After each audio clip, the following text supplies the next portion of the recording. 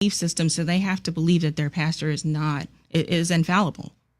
No, the church situation, and I've been on the internet lately. A lot of these pastors are rebuking or going against the church, and basically saying that the English Bible is a fraud, and they're having an awakening. And they're starting to get into metaphysics, because they're going, like, if all these horrible these misguided interpretations from a European perspective are not helping our family situations, we need to find another way. And I've advised, encouraged all of our pastors, to, why are you relying on a doctrine Andre, that was written by your slave masters' ancestors? Can you help your dad out here? Get in the mic. Question. So No. So when we're talking about black women and young girls, and then I happen to segue to the church, and I still stayed on topic with, the black church being a perpetrator of sexual crimes. Your dad said, I've talked to pastors in the community and the Bible, and can you help him understand? All right. So all right. Let's go back in time.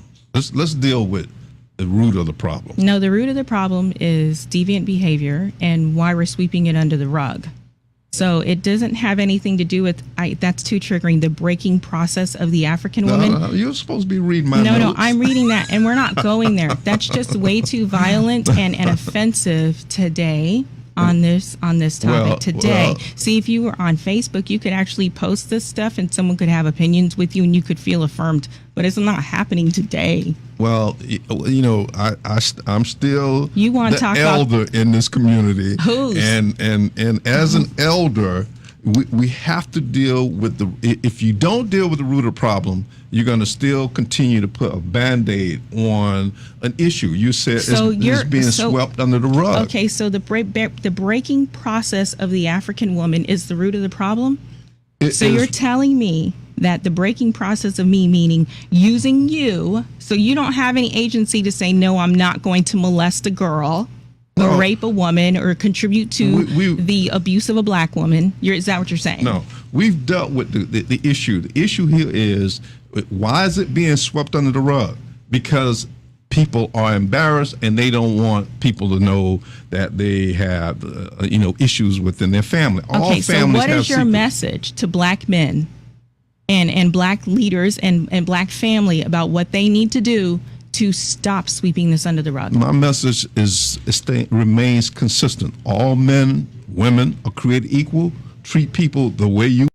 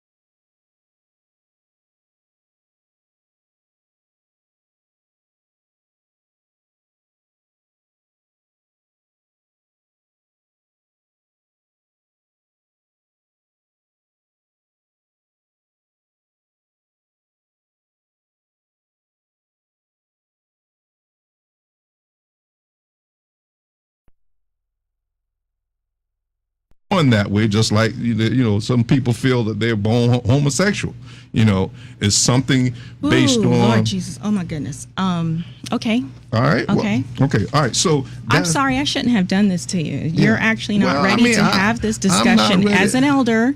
This is far, far above your head, and you actually don't understand what everybody else, even a white man, can see is that a black woman is seriously underprotected and not valued.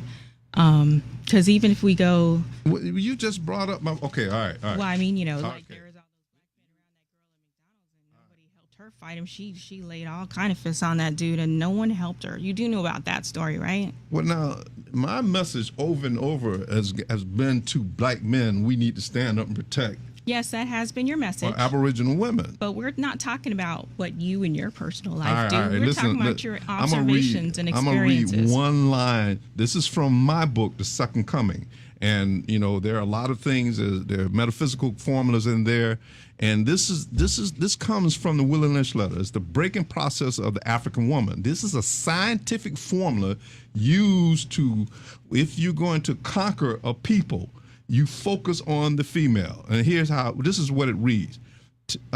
Then take the female, run a series of tests on her to see if she will submit to your desires willingly.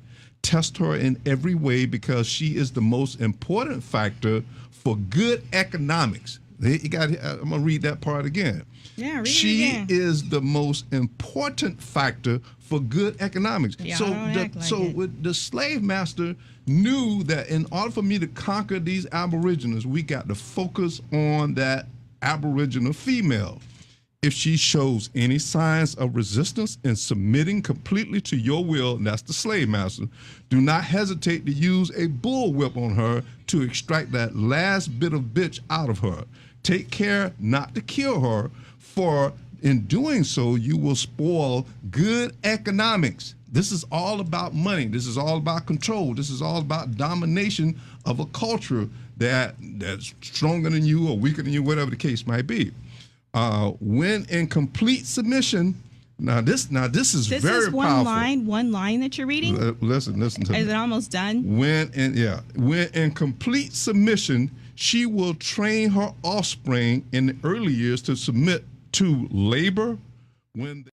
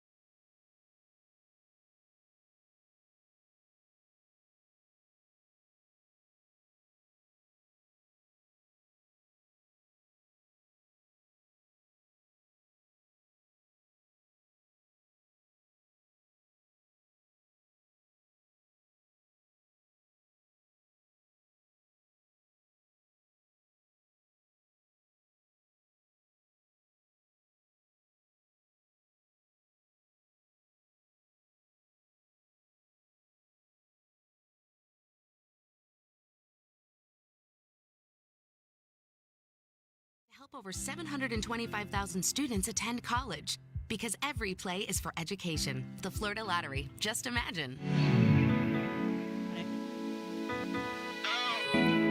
All right. This is the show with Andre and Marlene. Me. Hi, y'all. All right. So we've been dealing with the issue of things swept under the rug in our community, and so I conclude and I agree that we black men need to do better. Maybe y'all just need I'm keeping mine, but maybe y'all just need to get your own little island and figure this out. Well, the human experiment is far more vast than that. But okay, so dealing with the we could do like some selective pregnancies and just have black girls, and then there wouldn't be no black men problems. And see, that sounds like a movie. What the Amazons. Well, it's not a movie. The Chinese did it, except that they chose men, and now they have a whole world and butthurt of problems. Yeah, they got problems. I mean, we can agree that men naturally are not the nurturers, caretakers of the world. My big focus right now is let's talk about what your big focus is. Yeah, me individually, I'm sending a message to the Aboriginals of this planet that your planet has been invaded by outside forces, and that invasion force that have divided us thoroughly as a people, as a species. And so how there's a line of order, the first shall be last and the last shall be first, on how we're going to correct this problem. And I believe that the Aboriginals are the ones that are designated to step up and realign this planet. And how do they do that? They first and foremost need to reestablish the three basic principles that I talked about.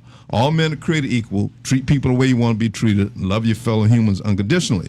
And once the Aboriginals accept that and get out of this competitive European cutthroat game, I got to have the biggest house, the best car, or all of this, or best dress, or these Gucci purses, all of this stuff, all of that is an illusion. The Aboriginals are going to have to be the ones that take charge of this planet, and you do it by implementing those three principles. Now, I got a chance to look at the documentary. It was a close-up and personal documentary over the weekend of Dr. Martin Luther King. And this particular documentary, I think it was HBO or on Stars, and it was very detailed in some of the interviews of King. They were more personable than any other documentaries that I've seen in a very long time. I'm sorry, did we just switch topics? Yeah. Where do we go to? Well, what are we getting to? Because I need to let people know we switched topics. Okay, so we're dealing with the team sport of the cultures, and why our culture is designated, and I believe by the Most High, to correct this planet. So one of the things that I was alive during this time when King moved his movement from the South to Chicago. And this is one of the things that I was not shocked, but I had to search my memory. When King moved into the Chicago area, he moved into a housing project, and there was no heat. There were rats. There were all kinds of situations, and they had to set up their office. They had to walk up 3 stories. And so they initiated the movement by going to the governor or the mayor of Chicago to talk about, well, we need better housing and living conditions. But the next move was to go to march through the other cultures' community to get their point across. I really can't hear anything you're saying. This is a show where we talk about everything straight up. We just give it raw from the hip, and we were. And the way that you just went into another topic and just segued out for what reason, I don't know. I don't know why you did that, because there's nowhere in there that you even attempted to bring any type of comfort to anybody that's been hurt by their own family members. And you always want to be the voice for the elders, but you haven't been able to explain why the elders have swept this under the rug. Other than that, they're embarrassed and trying to unpack and have a real conversation about this. And I know that in the past you've had a hard time really putting to words your feelings and how you feel about things, and this might not be something you're comfortable doing, and that's fine. No, I don't but have you don't it. just I don't have any problem. cut it off and just move on to something like no one. I don't even know what MLK and rats has to do with anything going on in our community today and how we got to that point. It makes no sense. I can't even follow this. Is this part where I can just pack up and leave, because I don't know what we're talking about right now. I just don't. All right. So I mean, I could. 'Cause you don't need.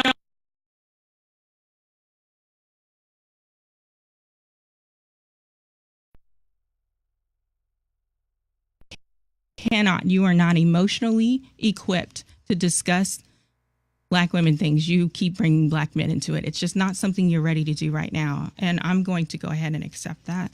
All right. So going along with the story of what happened with Martin Luther King, moving forward with this thing, the Martin Luther King opted to go march in these other communities, these other cultures. And these other cultures, they were Italian, they were Irish, and they were, what was the other group? The Italian, Irish, and Caucasians. They all had their little communities. And this is one of the fallacies of the so-called Martin Luther King nonviolence movement was going to confront the real estate companies in those communities, saying we want to live with you. And Martin, and so Martin would send people from his organization that were Aboriginals into these communities to talk to the real estate agents, and the real estate agents would say, well, we don't have any listings. And so then Martin would send from his organization to talk to these real estate agents, and then they would in turn say, yes, we do have listings for you. So the issue and the problem here is with that situation is we are still opting or trying to go and deal with living and being accepted by other cultures, and these other cultures don't want us in their community. So I don't have any problems with that. I don't have any problems with them saying, I don't want you Aboriginals here. If you're Italian, or if you are Irish, or if you're Caucasians, we don't want you in our community. And so what do? You go and develop your own community. And that's what we're advocating that we do within our community to start dealing with the problem of correcting the ills and the wrongs of 400 years of slave mentality. So how do we fix this thing? Part of when Martin was marching, and he was marching right next to I forget the guy's name. It was a very radical young man at that point, and I'm having a hard time remembering his name because I had all my notes together. Stokely Carmichael, and I remember the interviewer was walking right between Stokely Carmichael and Dr. King. And so he would hand the microphone to Stokely Carmichael and say, well, what is this movement about? Stokely Carmichael would say, it's about Black power. And so he'll turn and hand the microphone to Martin and say, well, what is your perception of what this is all about? And Martin would say, this is about nonviolence. This is about all of us living together in harmony and loving each other and that sort of thing. So even though both of these guys were marching for the same cause and the same team, they still had two different messages. And so that's why we are now back into a situation where we're dealing with trying to be accepted by these other cultures when we need to embrace our own culture and come up with different ways of how we're going to deal with fixing our own problem internally. In terms of our women, in terms of the Aboriginal female, it is very obvious that in the Willie Lynch letter and in these different agendas to isolate us, to suppress us, and to enslave us, there was a scientific formula put together to do this, and a lot of people still think that this formula is hypothetical. It was not real. It's real, and I'm gonna read more from it after the break. We're going to break. You're with the show. This is Andre and Marlene, and we'll be back in just a few minutes.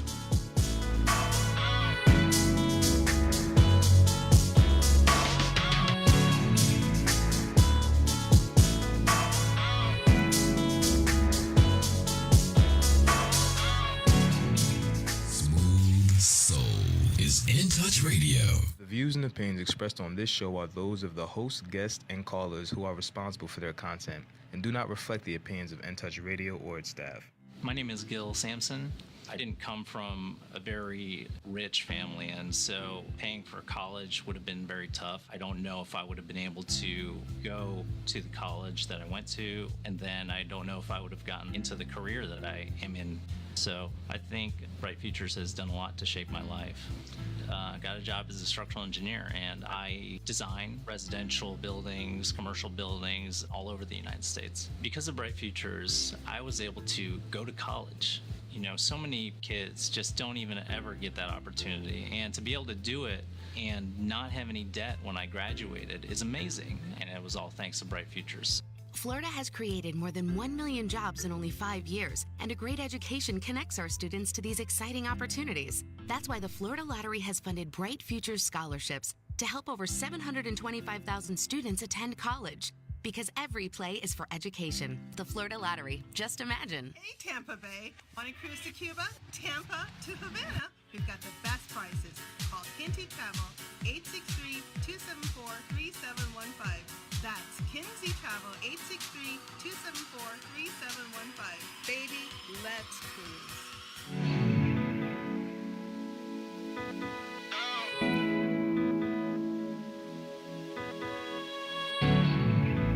Okay, this is Straight Talk. This is a straight talk on economic empowerment, reversing 400 years of slave mentality. How do we do this? We have to fix the ills of within our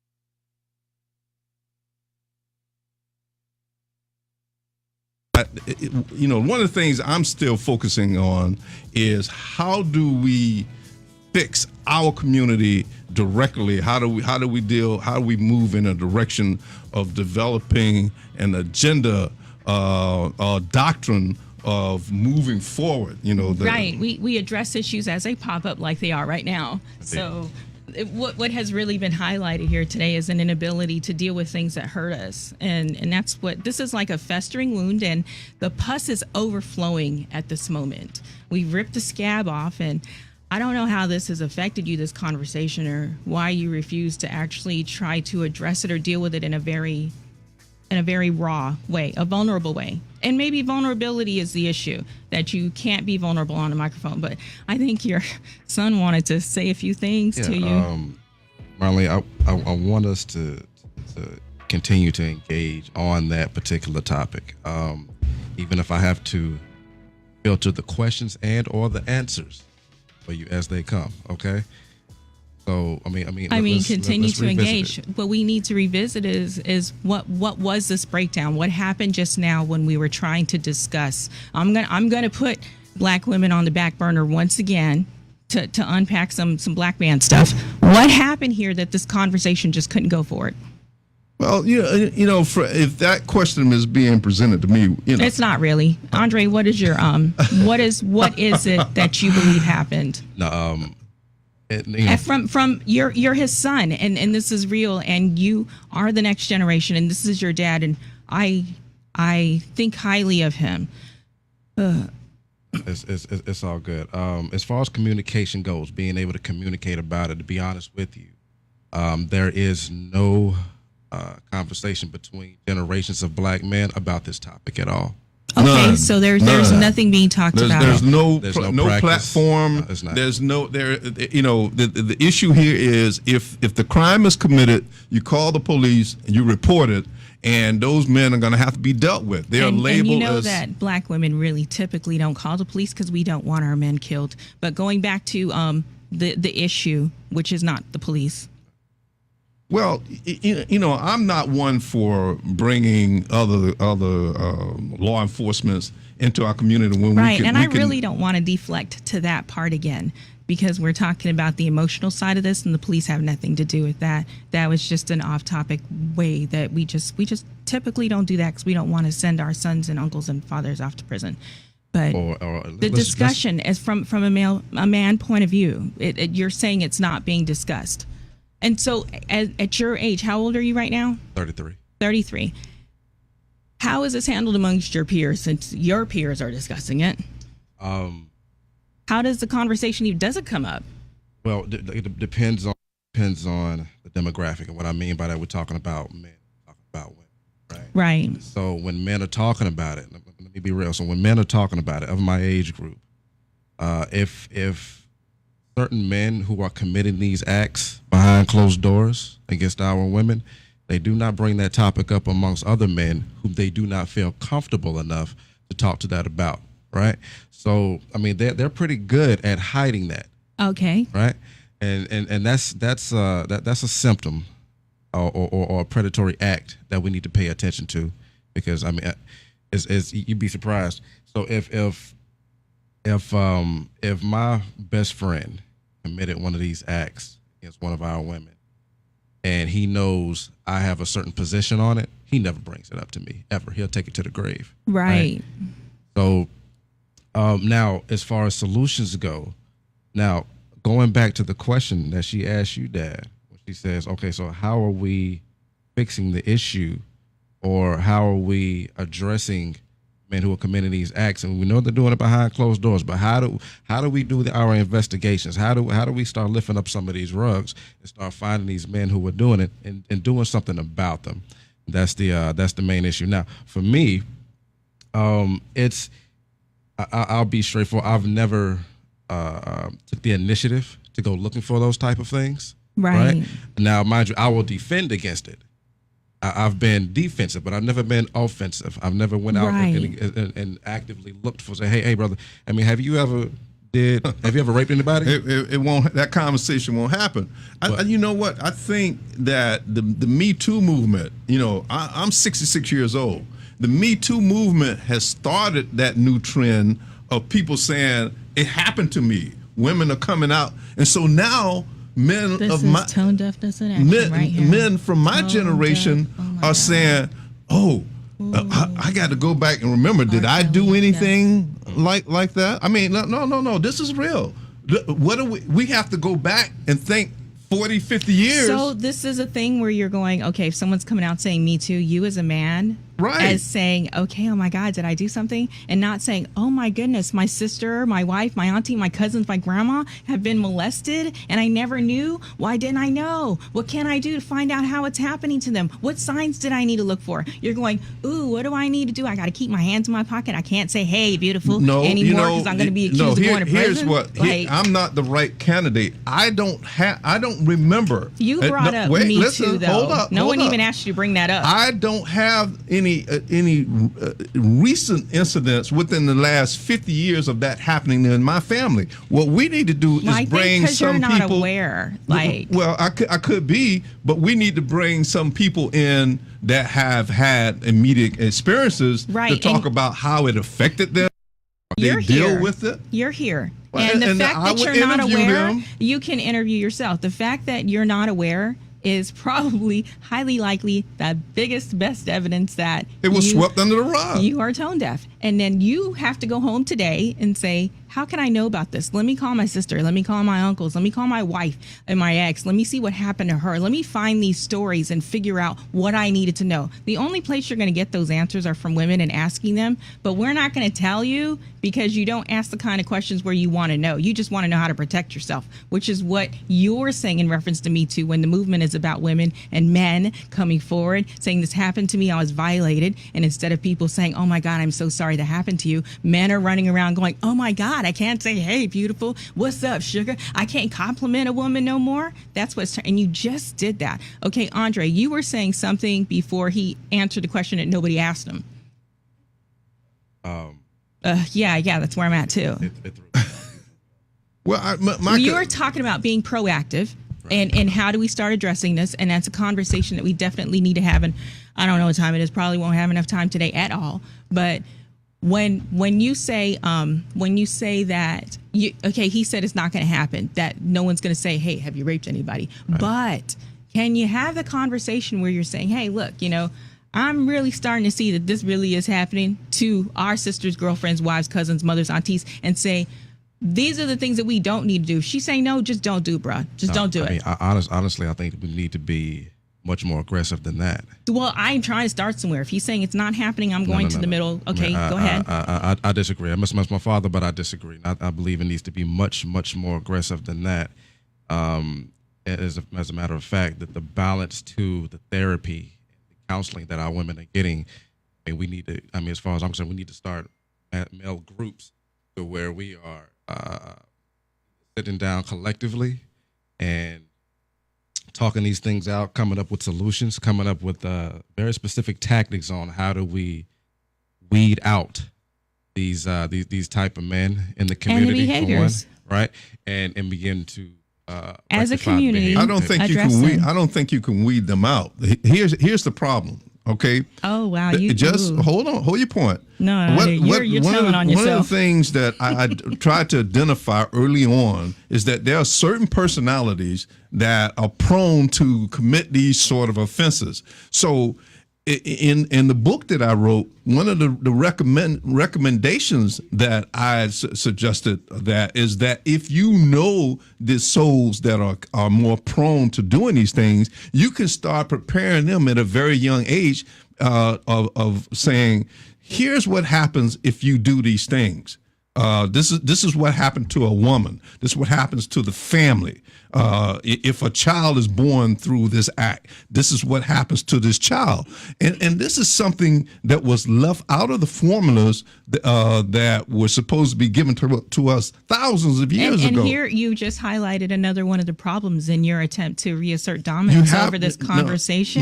You've shown that you're not willing to listen to the people that it's affecting, and people are trying to make solutions. You're saying what needs to happen when you have already admitted you have no experience or knowledge of this subject area.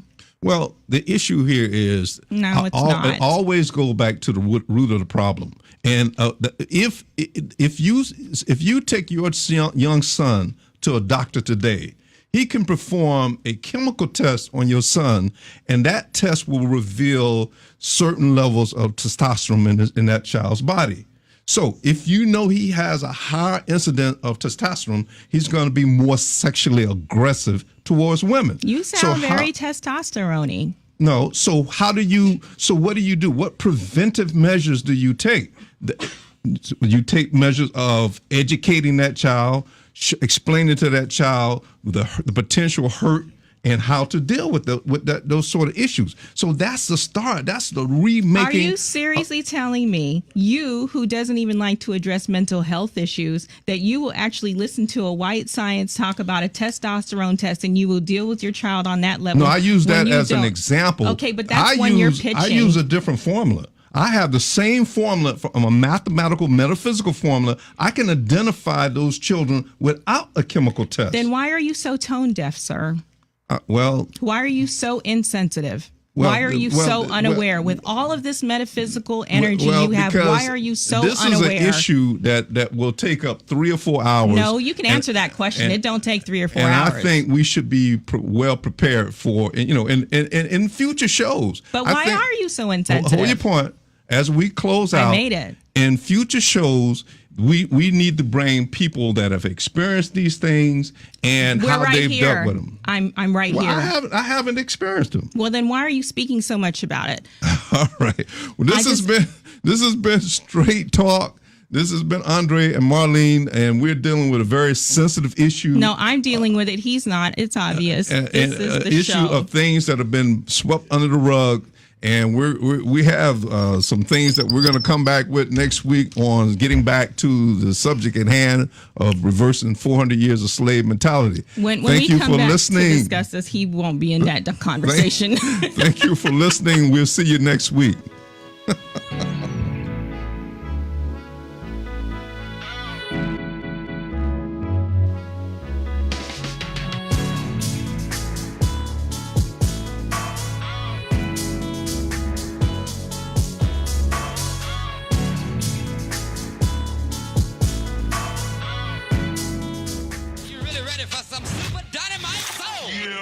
You've come to the right place. In Touch Radio. In Touch Radio. In Touch Radio.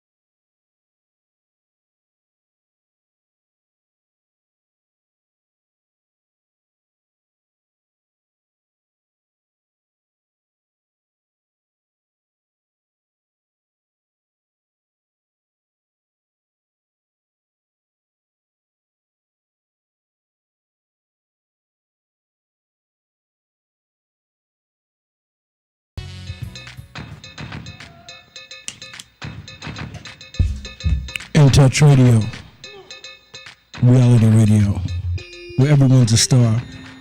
Welcome everyone, you're on Straight Up the Middle, Tampa Bay's mere urban political talk show. I'm your host, Drew Pittman. I got the professor with me this morning. Good morning. Wow, I'm coming in really loud. I like this. Yeah, I got DJ CEO. Shout out. Got on his Cap Alpha side this morning. Yeah. You All know, right, happy anniversary. All right. Look, man, they tried to take over the smokehouse too. No, we took over. and then my wife going to say, hey, this look like a nice place. I said, we're not going there tonight. Why would you come? Hey, we want to shout out the good attorney who's in Orlando. Fine Kappa man. There you go, taking care of some family things today, so he won't be joining us. And, you know, before we get started, I wanted to also mention United Pentecostal Church that lost the children in the wreck. Yeah. A few days ago. It was an extremely sad situation. 5 kids were killed in that van. And it seemed like there was probably some nefarious activity, some road rage that took place. So we definitely want to remember them. Keep them in your prayers, everyone. There were 7 individuals, but 5 were kids. 5 kids, right. Thank you.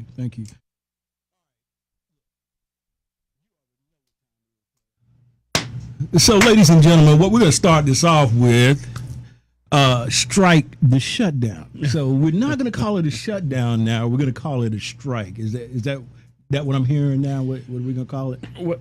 How are we going to do this? No, that's something that the Democrat parties do. I mean, and they're just playing with words. He said strike. It's a strike. But he's also saying fence, barrier wall, whatever you want to call it. No, he said about the shutdown. Yeah. He calls it now. It's a strike. I don't understand. I wanted you, Professor, to educate me as to how this is now a strike. Well, I have a rule of thumb. I'm never here to regurgitate or somehow